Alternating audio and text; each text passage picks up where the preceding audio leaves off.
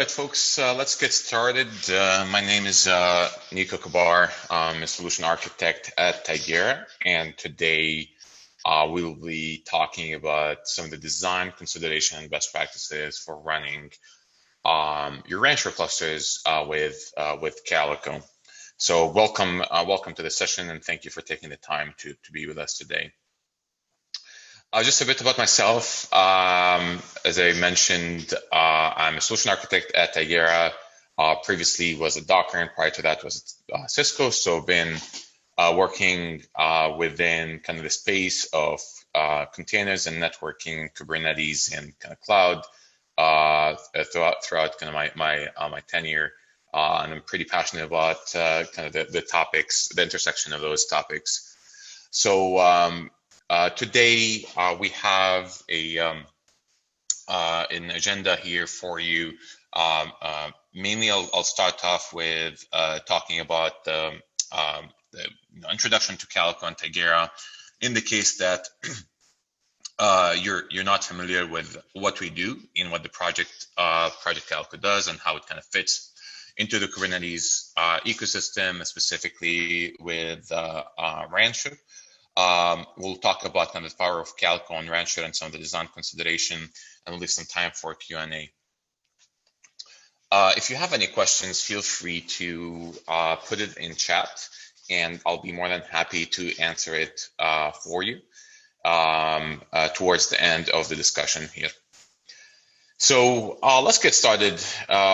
So if you're not too familiar with Project Calico, basically it is a widely kind of adopted open source CNI and Kubernetes network enforcement solution that was created and still maintained by Tigera, the company.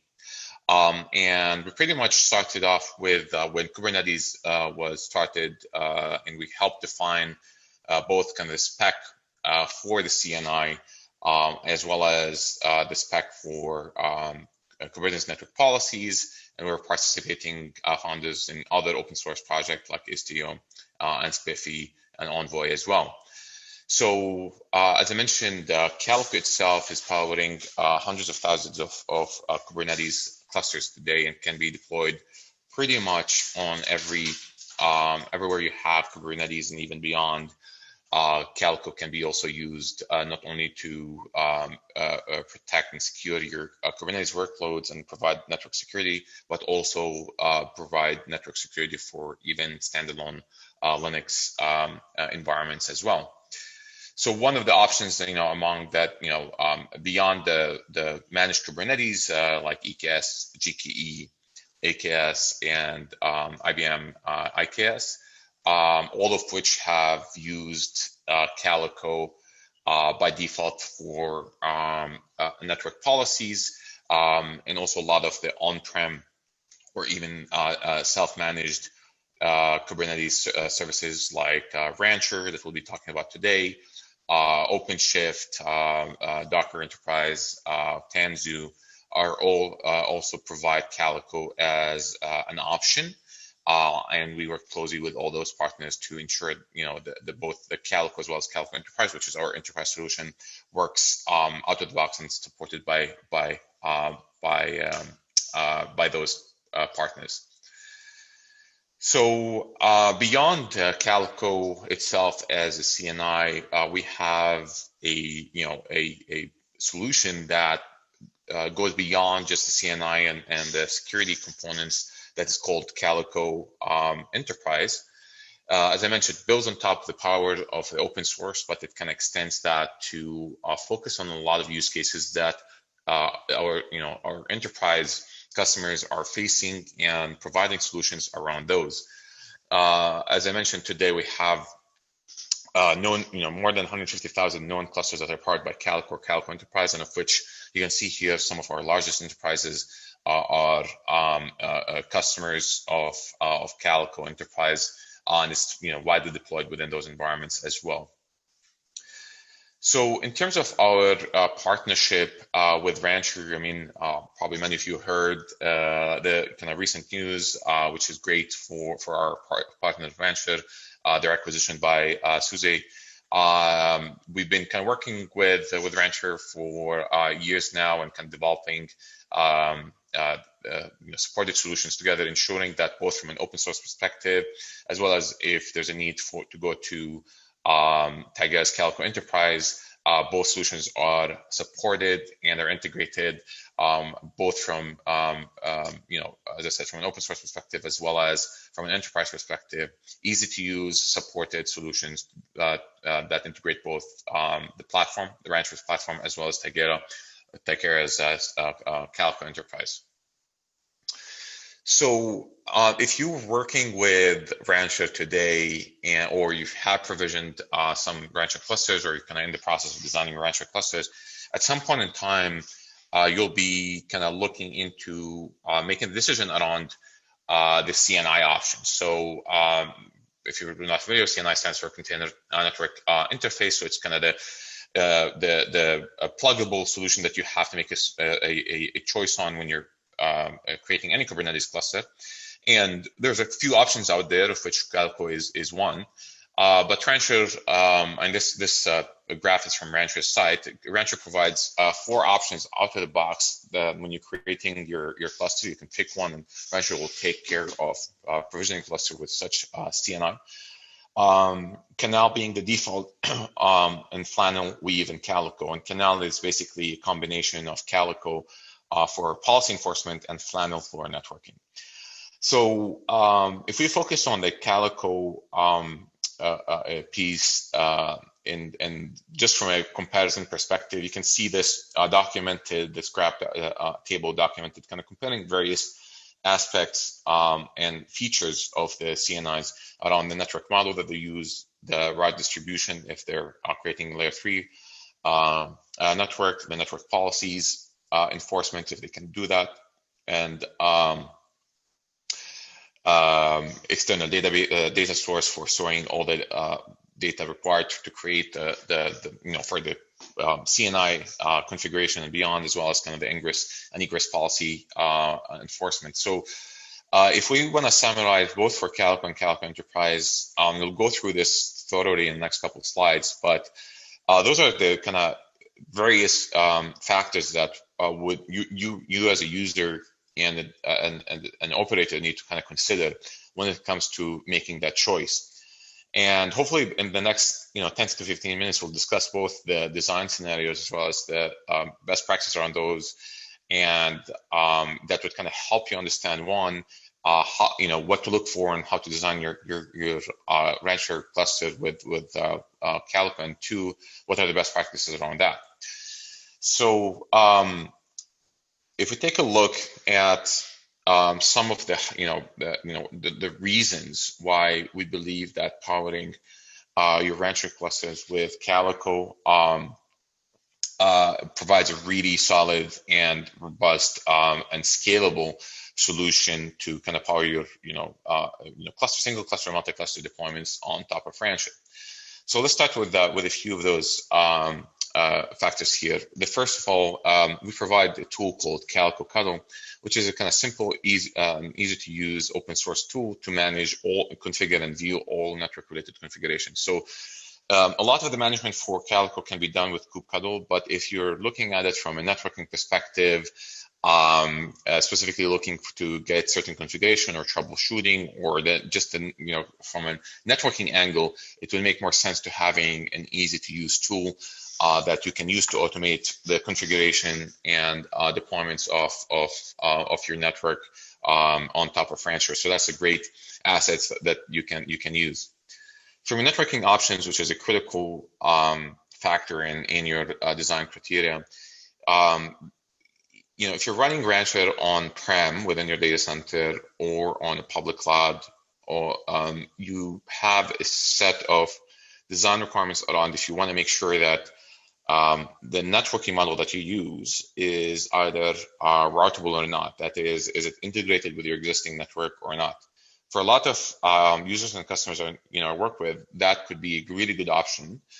An example would be, if you have if you're deploying Rancher within your data center and you want to continue using existing tooling networking tooling, and you have the capacity to provide IP addressing, whether it is IPv4, IPv6, to your individual pods within your cluster. That way, you don't have to have an overhead of encapsulation, with VXLAN or IPNIP. So on the other side, there could be also a benefit to doing encapsulation. I worked with a customer that they basically were deploying a cluster on AWS, and they basically were running out of IP addresses within their VPC, and therefore they needed a solution to ensure that when they create their Kubernetes clusters, they're not handing out routable IPs to pods. So that's another situation where encapsulation can be helpful. That way, you're basically from an IP address management and IP address management is kind of always locally significant to the cluster. You don't need to actually get any routable IPs. You don't need to waste those IPs on pods. From a peering option, so let's say if you did not want to encapsulate, you want to use kind of unencapsulated routed networking model here, flat networking model, layer 3. There's also a bunch of options that Calico provides out of the box to kind of help scale that model. So we worked with a lot of customers that either took, they peered directly with their underlay with their top of rack switches or routers. There's some configuration what we call dual TOR. So there's a multiple top of rack switches, and you want to make sure that you have high availability and failover in a routed environment. That's also configuration we support. Also, if you're going beyond 100 nodes or 100 nodes within a cluster, you don't want to create a full mesh node to node for route distribution. You want to make sure that you're using other, you're peering either with a top of rack or a route reflector to minimize the advertisement. And we do a lot of things within Calico to use route summarization to ensure that as you scale, the numbers of pods increase, that does not impact the route distribution to reach those pods.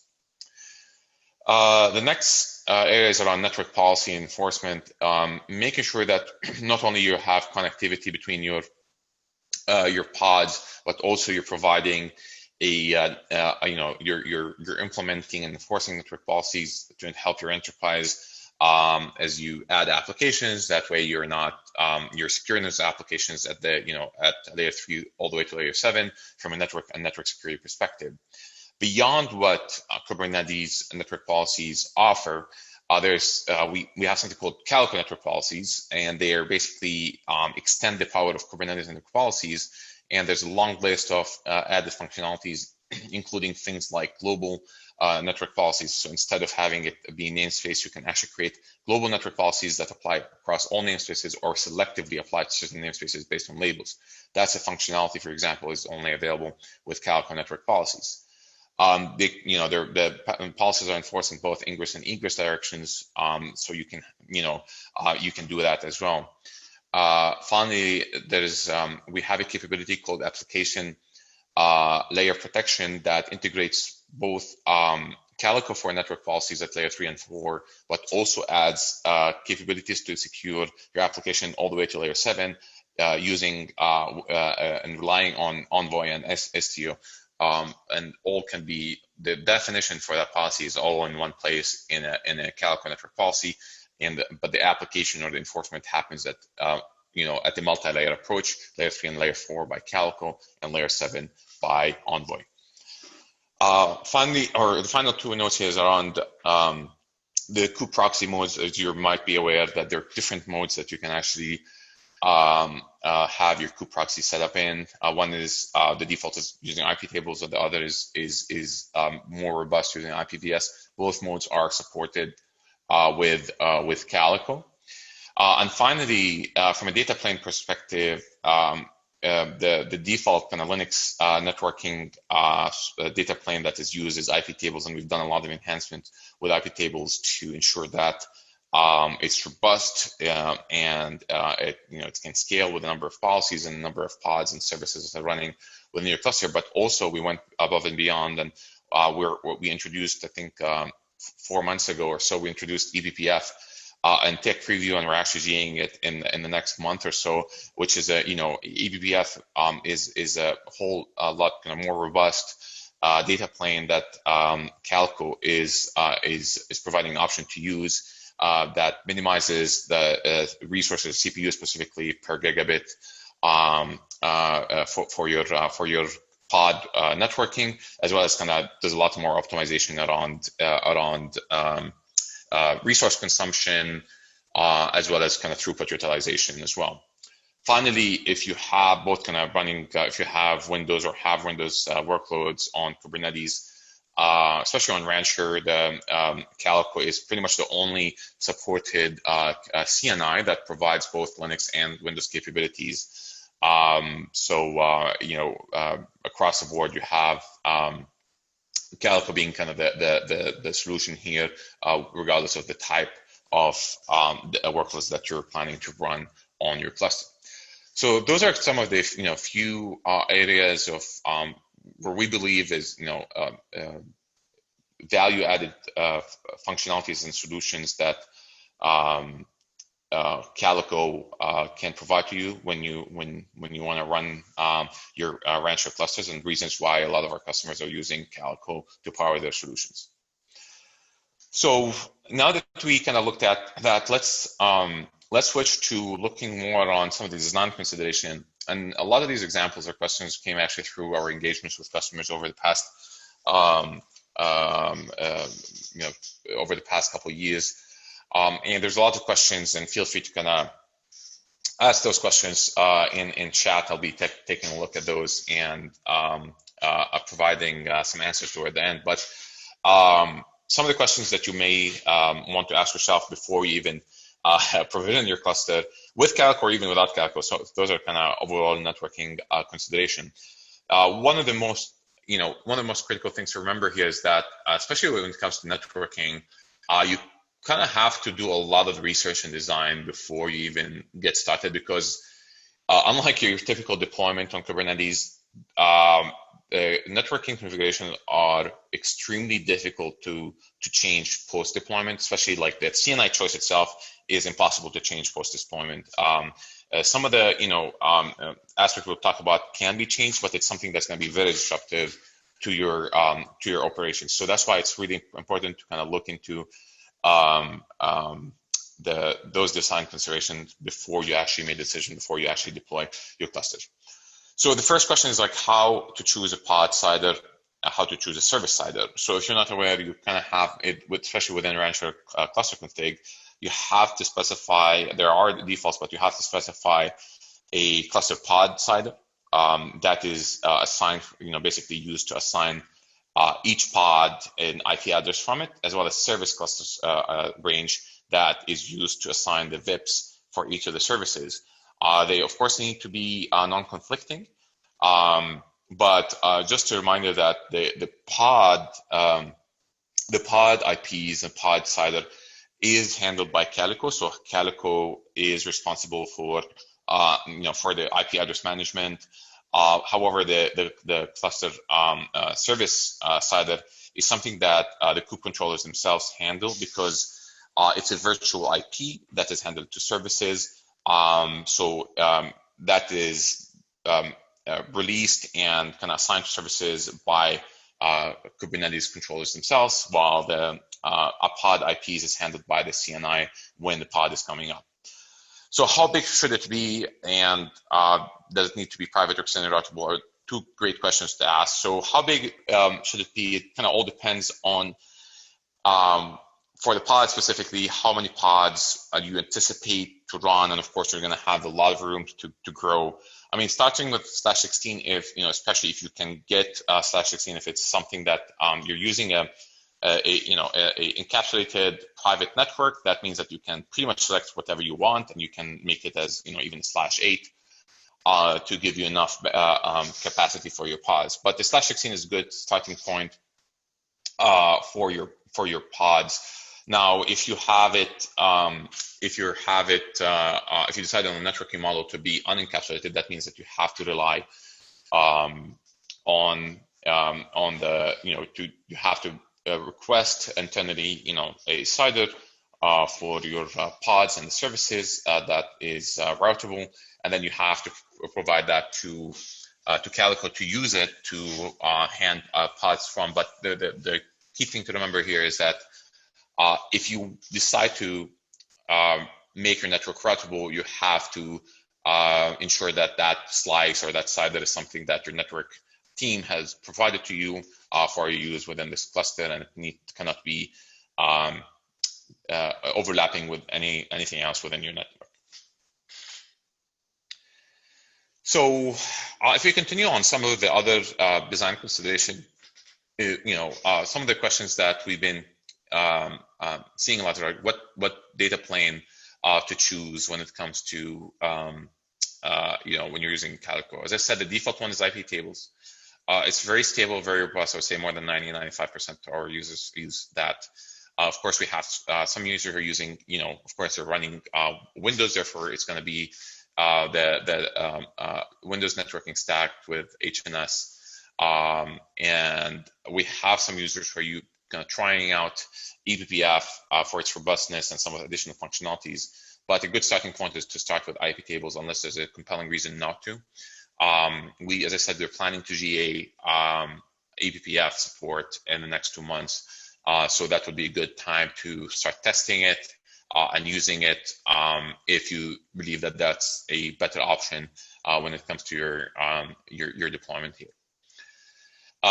We kind of discussed the network encapsulation a bit, but it's really depends on if you need to encapsulate or not. All depends on what you're trying to, what the environment looks like, what the requirements are.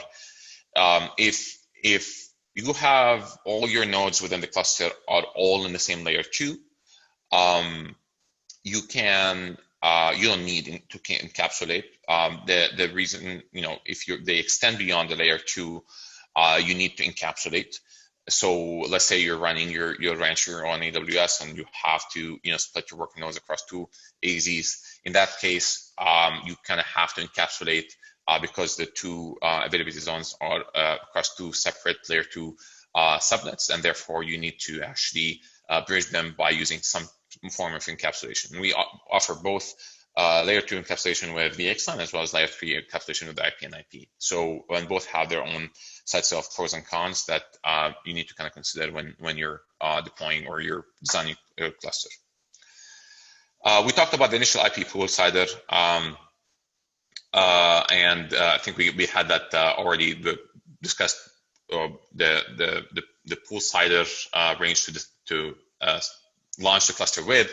But also please remember that with Calico specifically, one of the added features that we have is what we call IP pools. So if you want to have multiple pools to assign from, let's say like a 172, and then you have a 10 dot, and maybe even 192.168, you can create different IP pools that serve different purposes within your cluster. An example would that be if we had had certain deployments on certain racks or subnets or topology kind of aware deployments in which you had to use certain IP addresses, especially if it's routable. You have it more set up that the pods belonging to this deployment or this rack or whatever you want needs to use an IP from a specific range or a specific subnet.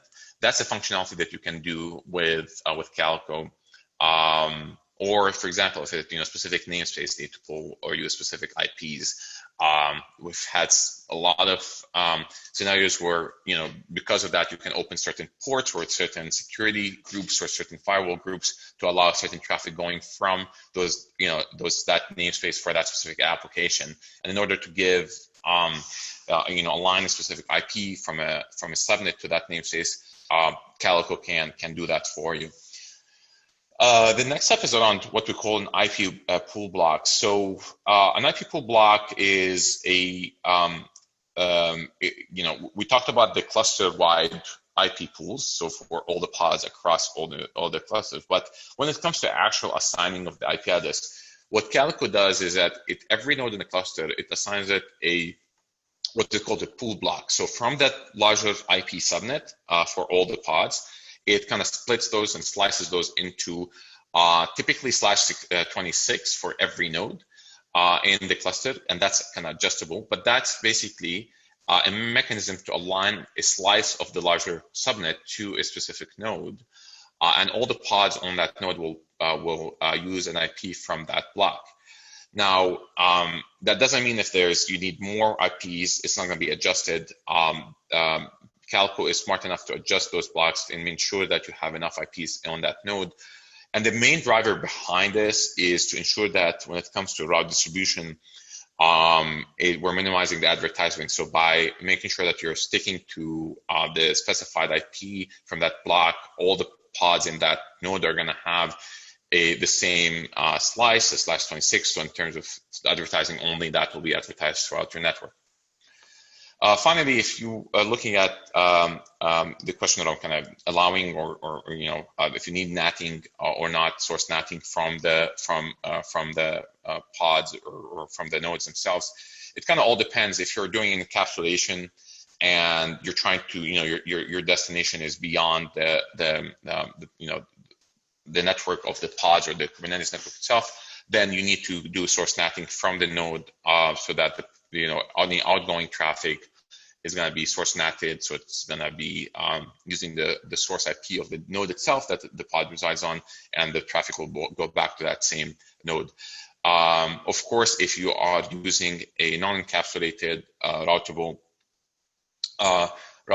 pod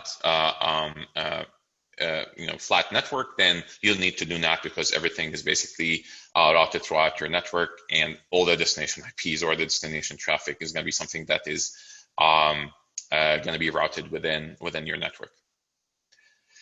So given those considerations, we're going to switch a bit to Calico Enterprise on Rancher. So we talked about the value of Calico.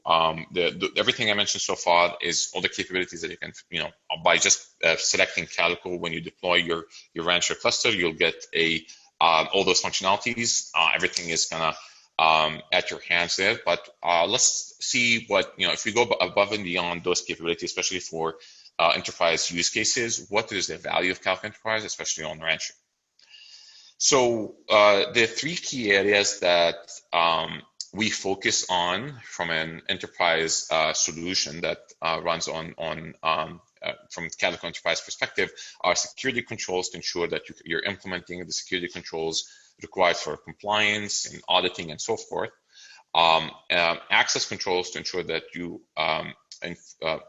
have full control and provide control access for endpoints and pods to access outside resources, and you can do it in a way that is more fine-tuned, so that only specific deployments or applications or pods can have access to external resources.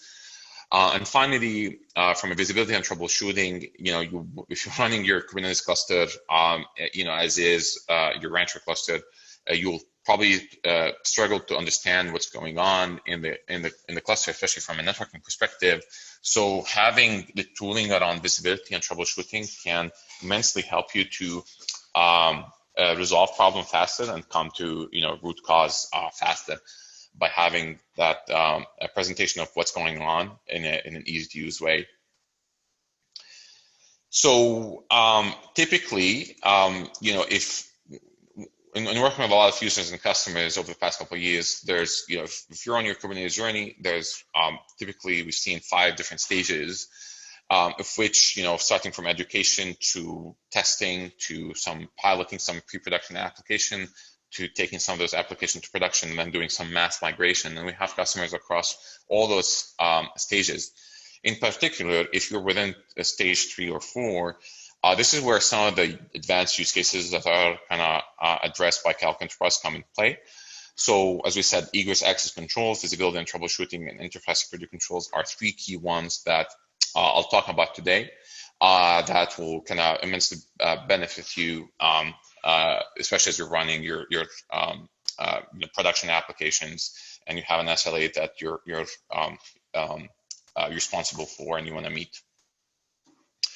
So if I want to focus, I mean, there's a long list of capabilities within Calico and Calico Enterprise, of course, that are gonna, that are true differentiators. But I want to focus on 5 today, and I want to go through them, and that should give you a good sense of what Calico Enterprise can deliver here. So we'll walk you through each of them with some explanation of what value it brings to you, yeah. So let's do that. So the first differentiator is what we call policy tiering. So we talked about policy earlier. So if you're familiar with network policies, you can, they're open source. You can deploy Kubernetes network policies in which Calico provides enforces them. So they're deployed by with kubectl or whatever you have your YAML for your network policies, but Calico or the CNI enforces them on every node in the cluster. Now, when you have multiple teams working and you have multiple groups and you have a need and requirements for compliance, you want to make sure that there's a mechanism to ensure that certain policies are applied across all applications, and only certain people can, add or kind of remove or manage those policies. So by providing this notion of policy tiers, you have the ability to have security or infosec teams kind of providing their kind of global best practices, enforcement, policies, and have that be enforced before any application policy kicks in or any kind of lower tier policy kicks in. And as you can see here, you have an easy to use UI around this. So when you're creating the policy from the UI or CLI, there's a way you can define which tier it belongs to, and it gets enforced in the shape that the arrow here points out. So the security policies will be enforced left to right, top to bottom, before the platform tier policies, before the default tier policy, where all the other application network policies belong to. The second key differentiator is around advanced flow logs. So, given that IP addressing had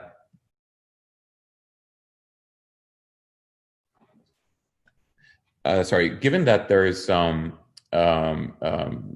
addressing within Kubernetes is ephemeral, you cannot really, it's harder to go back and using existing flow logs to pinpoint what application was using that specific IP address, what pod was using it, the labels, and so forth. So what Calico Enterprise provides is taking your traditional 5-tuple flow logs for every connection that you have within the cluster, and adding a whole lot more advanced kind of metadata around it. Things like the pod name, the service name, the namespace, the policies that's enforcing it. And all that can be retrieved, and you can go look back in time and trying to kind of better understand what was going on, what the application was trying to do. And if you have, for example, a security issue or malicious activity, that way you have full visibility on all the traffic logs within your environment. So that's the second key differentiator for Calico Enterprise. For the third one, the flow visualizer. So how we actually, beyond just having the raw data around those flow logs as enhanced flow logs, there needs to be a better way to kind of visualize what's going on in your environment. And we do that by the flow visualizer. So if you want to understand within a specific namespace or across namespaces, within a specific service or deployment, understand what the traffic profile is, what's going on, is it being blocked, what kind of traffic we're sending, all that can be visualized using the flow visualizer, and you can drill down to the namespace and the pod and understand the traffic flow and profile. So that makes it a lot easier to troubleshoot and even just fully understand what's going on within your environment. Into the next one, the DNS policy and pod label access. As I said, if you have a lot of applications running within your Rancher cluster, you're going to have they're going to be running on the same nodes, and you need to have more granular mechanism to specify which extended resources they have access to. For example, specific instances of a database or specific public APIs. So by providing a mechanism to use what we call DNS policy or FQDN-based policies, you can actually specify within the policy which pods or which deployments can have access to those domain names or subdomain names and which don't. And that way you can actually ensure only those kind of fine-grained security measures are taken and being enforced for you. Finally, a couple months ago, it was really exciting to launch multi-cluster management, especially if you're running or plan to run multiple clusters, whether it's just kind of within the same environment or cloud or across different clouds. Having the ability to easily manage those clusters from a single place, a single management plane, understand what's going on across your cluster, understand the policies across your clusters, federate some of the policies, so write once, kind of federate them to multiple clusters. Those are all capabilities that we can do within Calico Enterprise in the case you have kind of the need to kind of easily manage multiple clusters from a central place. So just a kind of reminder here, I wish we kind of had the time to go fully into this, but just a reminder that from a Calico Enterprise requirements on Rancher, we provide kind of standard Calico Enterprise requirement sheet going through the list of kind of minimum requirements, the Kubernetes version, the Rancher version, memory and CPU and so forth. You need to go through that. You need the tooling around KuCado or Calico Cado to be installed, and get the Calico credentials or license if you have that. One of the key things that I want to mention is that unlike if you're doing the Calico open source deployment, where that deployment is just you specify Calico as a plugin. If you want to run Calico Enterprise on Rancher, you actually have to start with no plugin when you install Rancher, and then install Calico Enterprise as part of that. And the reason why we do that is when you install Rancher with a plugin, that means that you're telling Rancher to manage that plugin for you across the kind of day two operation. So if you're going to upgrade the cluster, it's going to upgrade the CNI, is going to manage it. That is problematic if you're trying to use Calico Enterprise, because Calico Enterprise is trying to do the same thing. So that way, if you're trying to do Calico, if you're trying to run Calico Enterprise on Rancher, you have to start with no network plugin, and then install the Calico, which is going to install the CNI for you.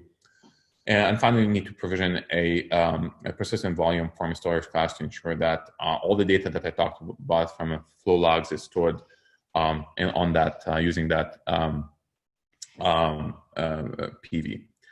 So I know we don't have time here, but I'm going to plug in this URL in the chat. Right here in the chat.